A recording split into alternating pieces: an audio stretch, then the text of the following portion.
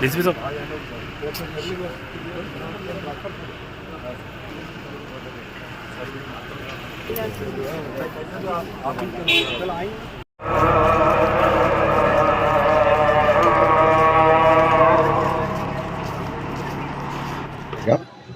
और जो ईद उल फितर के लिए जो बंदोबस्त उसका अरेंजमेंट भी हम कल एक कोऑर्डिनेशन मीटिंग में माइनॉरिटी डिपार्टमेंट के तरफ से एक कोऑर्डिनेशन मीटिंग हमने पेशकश किए थे, रिक्वेस्ट किए थे अरेंज करने के लिए।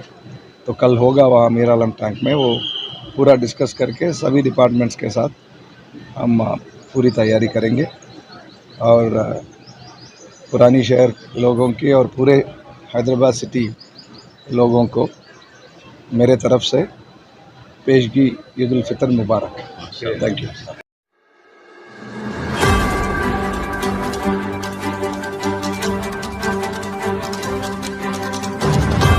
अस्सलाम वालेकुम।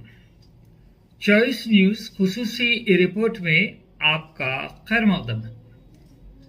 आप हैं editor in chief Choice News Mohammad Mahmood Azhar के साथ।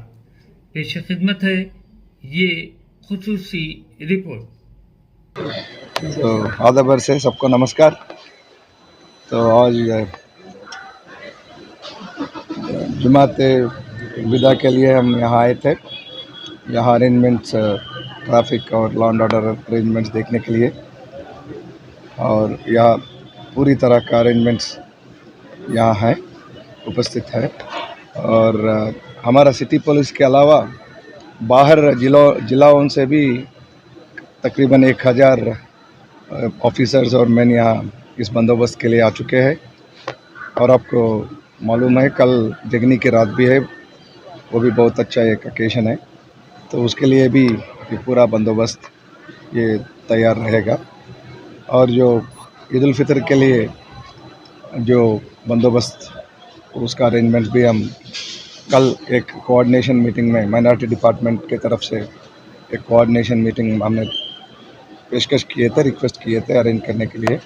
तो कल होगा वहाँ मीर आलम टैंक में, वो पूरा डिस्कस करके सभी डिपार्टमेंट्स के साथ हम पूरी तैयारी करेंगे और पुरानी शहर लोगों की और पूरे हैदराबाद सिटी लोगों को मेरे तरफ से पेशगी ईद उल फितर मुबारक।